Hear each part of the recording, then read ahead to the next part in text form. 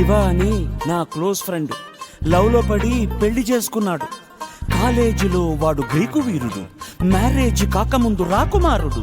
అంతా జరిగి just 1 month కాలేదు, ఎంత మారిపోయాడు గుర్తుపట్టలేనట్టు. పక్క చిక్కిపోయి మంచి లుక్కుపోయి ఫేసు పాలిపోయి జుట్టు రాలిపోయి ఈ దేవదాసు వాలకం దేనికంటే తను దేవిదాసు కావడం వల్ల అంటూ గుక్కపట్టి ఏడ్చాడు, ముక్కు చీరుకున్నాడు. ఒక్క చుక్క మందు కొట్టి ఫ్లాష్ బ్యాక్ చెప్పాడు. పొద్దున్న లేస్తూనే తన అందాన్ని పొగడాలి, మరి ఏ పూట కాపూటే తన ఐ లవ్ యు చెప్పాలి.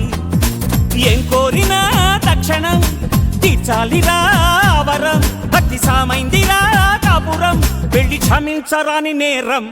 ఎందుకు మా మల్లిగాడు మా ఊళ్ళో వాడంత తోడు లేడు, మామూలుగానే వాడు దేశముదురు.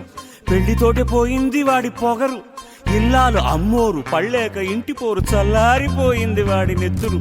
ఒక్క పూట కూడా ఉండదనుకుంటా, కస్సుమనకుండా బుర్ర తినకుండా వాణ్ణి తిట్టు తిట్టకుండా వెంట పడి తరుముతూనే ఉంటదంట వీధి వెంట. కోడినాగు లాంటి వాణ్ణి వానపాము చేసింది, అది కాదురా అది అనకొండ. ఆ కయ్యాడి అమ్మ గోల కలిగించింది భక్తి యోగం, ఆ ఇల్లాలి దయ వల్ల కనిపించింది ముక్తి మార్గం. సంసారమే వెస్టని ఇక సన్యాసమే బెస్టని, కాషాయమే కట్టాడురా కట్టి కాశీకి పోయాడురా. Don't marry, be happy.